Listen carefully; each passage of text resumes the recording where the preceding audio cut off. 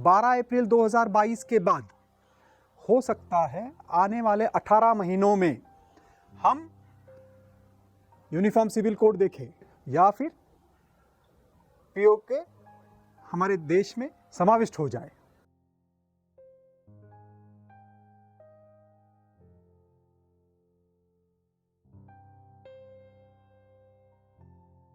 उस्ताद जी में आपका स्वागत है। छोटे मुंह बड़ी बात, आदरणीय पंतप्रधान नरेंद्र मोदी जी के द्वारा अब भारत देश का या भारत देशवासियों का मैं भाग्योदय कह सकता हूं। नरेंद्र मोदी जी ने 24 जनवरी 2020 से जो सहा है या आज तक जो ये आने वाले 12 अप्रैल 2022 को इसका अंत होगा। मोदी जी एक अपने अलग पराक्रम से निकलेंगे, देश को एक अलग ऊंचाई के ऊपर लेके जाने वाले हैं। जो उन्होंने पिछले लगभग 2 वर्ष में जो सहा है वो किसी सामान्य इंसान के बस की बात नहीं है। देश लॉकडाउन हुआ है, ये कभी नहीं सुना। इसमें से, इस महामारी में से मोदी जी ने जिस तरह से हमें उभारा है, आज विश्व में वो एक इतने सक्षम नेता की तरह है। बाकी राष्ट्र सिर्फ सक्षम है, सुविधाओं से सक्षम है, लेकिन नेता इतना सक्षम नहीं है। कई बुद्धिजीवी लोगों ने मोदी जी को घेरने की कोशिश की है, लेकिन भाग्य और कर्म ये दोनों चीज़ें मोदी जी के साथ ऐसे थे कि जो विपरीत परिस्थिति विपरीत होती गई, उन्होंने उसी को अपना शस्त्र बनाया। जिस तरह से उन्होंने आज वैक्सीनेशन को ले आया है, आप हमारे वीडियो में देख सकते हैं। सितंबर 2020 को हमने प्रेडिक्ट कहा था कि 16 जनवरी तक के वैक्सीन नहीं आएंगी। बराबर 16 जनवरी को ही वैक्सीनेशन देश में शुरुआत हुई, और ऐसे शुरुआत हुई। हमने सिर्फ अपने ही देशवासियों को नहीं तो विश्व में भी वैक्सीनेशन दिए। बाकी राष्ट्र अध्यक्षों ने, हमें लोगों ने, सेलिब्रिटीज़ ने जिस तरह से हमें धन्यवाद दिया, हमारे देश में कृतज्ञ लोगों ने उन्हें नाम रखा।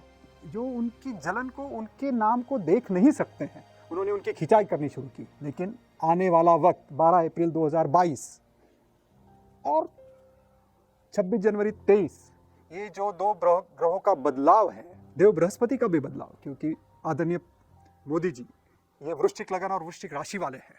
ग्रहों का बदलाव उनके लिए ऐसा होने वाला है, और उनकी मंगल की महादशा यानी लग्नेश की महादशा, मैं कह सकता हूँ कि ये मोदी जी का भाग्योदय समय है, और उनके द्वारा हमारे देश का, भारत देश का और भारत देशवासियों का भाग्योदय होने वाला है। जो अनीति से चलेंगे वो उन्हें चुन चुन के बाजू में उनके कर्म के हिसाब से उनको भोगने पड़ेंगे। कुछ लोग जेल की सलाखें देखें, कुछ लोग अस्तित्व ही समाप्त हो जाएगा, कुछ पार्टियों का अस्तित्व कहीं दिखेगा ही नहीं। 12 अप्रैल 2022 के बाद हो सकता है आने वाले 18 महीनों में हम यूनिफॉर्म सिविल कोड देखें या फिर पीओके हमारे देश में समाविष्ट हो जाए।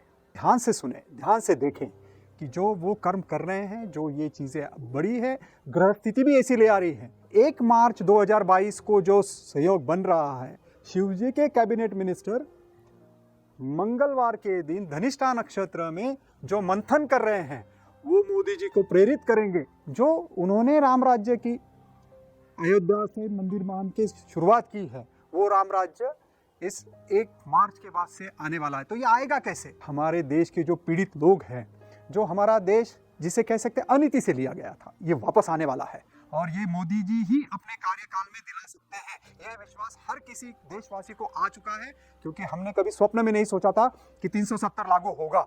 अयोध्या को देख लीजिए आप, और ये ग्रहों का ही मोदी जी को सपोर्ट है।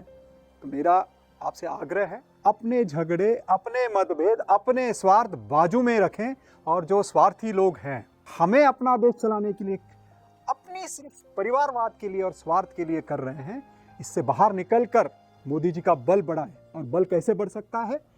तो श्रमिक वर्ग की मदद करके, श्रमिकों के साथ आगे निकल के राष्ट्र के निर्माण के लिए ये चीज़ करें। मैं कोई किसी पार्टी के फेवर की बात नहीं कह रहा हूँ, लेकिन देश और राष्ट्र धर्म की बात करें। पंतप्रधान किसी एक पार्टी के नहीं हैं, जो राष्ट्र को आगे बढ़ा रहे हैं, जो विदेश में हमारी इज्जत बढ़ा रहे हैं, उनके लिए बात करें, उनके लिए सहयोग करो, उनकी नीतियों को दूरदर्शिता दे के समझने की कोशिश कीजिए। मेरा आह्वान है कि आप ये परिवर्तन, ग्रहों के परिवर्तन को, इस युग परिवर्तन को उनके साथ जोड़े और समझे। जय हिंद, जय भारत।